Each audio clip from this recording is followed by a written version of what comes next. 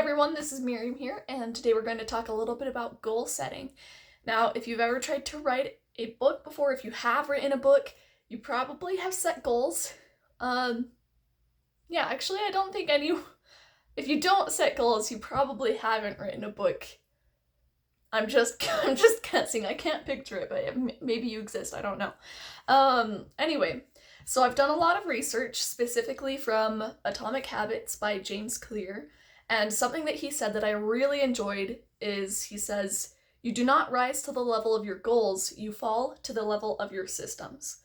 And so what he means by systems is basically the collection of daily habits that help you get to your goal. So if there are, let's say, brushing your teeth. We're taught by the time we're little kids, okay, go brush your teeth before you go to bed, brush your teeth in the morning.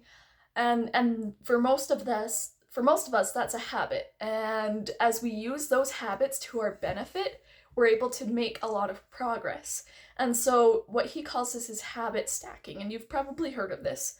Basically, if you haven't heard it, it means finding a habit that you already have that you do regularly, and then adding one extra step to it. So if I wanted to habit stack on my brushing my teeth habit, for example, I would say, okay, let's say that I want to make sure that I always, put on my socks before I go to bed.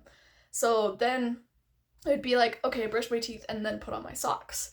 And by combining those two habits, or like the habit and the new goal becomes a habit, because habits are a lot stronger. Because when you're not feeling like doing something, because motivation isn't there all the time, when you're not feeling like doing something, the habits are what stick. And so that is why systems are so important. And so that brushing the teeth would be an example of the first tip, which is set an anchor habit. So in that example, brushing my teeth would be an anchor habit. It's something that I already do that is pretty consistent, and it happens every day. So it's easy to build off of that. It happens every day and a specific time. That's also helpful. So let's say I want to add a habit to this.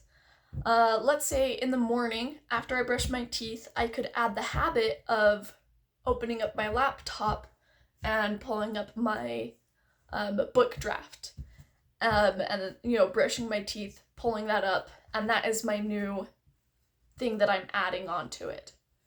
And so the next tip is to set a low bar. And this is something that I've struggled with for a long time, because I'm like, well, if I shoot among the stars and I miss, I'll still be out there, right? Right? But no, it turns out that when I shoot too high, I tend to just give up. So what I've been trying instead is setting habits that I know, or goals that are a little bit smaller that I know I can achieve. So I'm like, okay, I can easily write 500 words a day, but I'm going to set my goal to be 300 words a day this month. That way, if I miss a day, I don't feel super discouraged. And when I'm writing, if I go over my goal, I feel super pumped, because I'm like, yeah, I hit my goal, and then I wrote an extra 1,000 words, and then I'm way more likely to keep going. And so setting a low bar for most people is going to be a really good way to get that habit set in stone. Because then you feel good about it. You're not feeling like you need to punish yourself, which, you shouldn't be doing, but anyway, we'll move on. Tip number 3, reward yourself for when you achieve it. So I don't know what kind of rewards you'd be interested in, but I think setting a goal that's specific, and okay, by the end of this month, I want to have written X amount of words. And if I do that, I get to take myself to that one bakery I like, or whatever, I get to buy a new pair of socks. I'm talking a lot about socks today, I don't know. Anyway, but as you set a reward, that will help. And bonus little tip for number 3, punishment is going to sound a little harsh, but a consequence for if you don't achieve it. What is the consequence?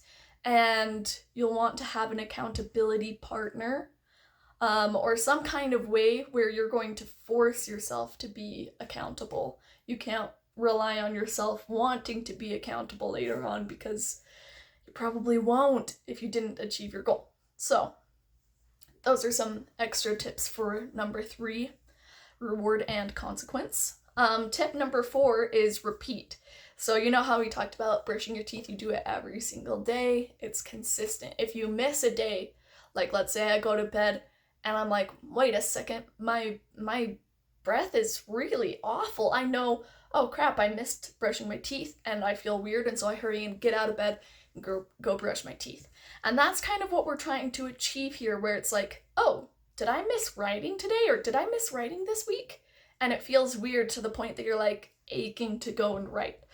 And so as you repeat, you're going to build up this system, which makes it so that even when you're not feeling like it, you're actually going to be making progress on your goals. And then the 5th one is really helpful. It is review. For those of you who know, I have a little daily planner journal thing that I keep every single day. Some days are better than others, but I go through and I set the 5 things that I want to accomplish very most in the day. You know, other than like going to work, I want to wake up on time, and I want to write in my book, and you know, whatever. But I set those goals in the morning, and then I review them in the evening, and if I miss it in the evening, I review them the next morning when I'm setting my goals for that day. And then each week I have a big review, and that helps me see, okay, where am I hitting my goals consistently? Where am I not hitting them consistently? Oh, you know, what can I do to change that? And being aware will help you really know what to do to fix your goals. Anyway, those are my 5 tips based off of James Clear's Atomic Habits to help yourself set goals so that you can become the writer that you would like to become. Thanks, and I'll see you later.